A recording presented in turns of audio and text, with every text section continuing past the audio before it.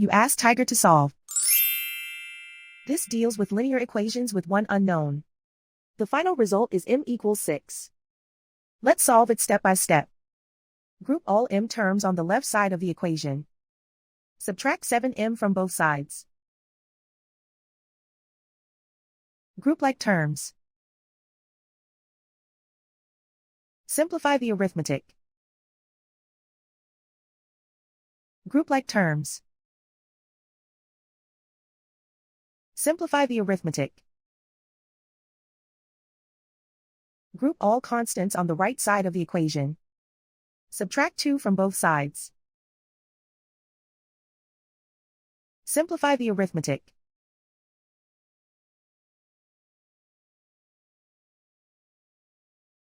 Isolate the m.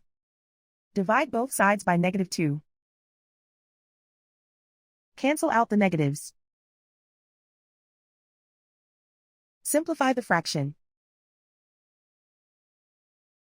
Cancel out the negatives. Find the greatest common factor of the numerator and denominator. Factor out and cancel the greatest common factor. And so the final result is m equals 6.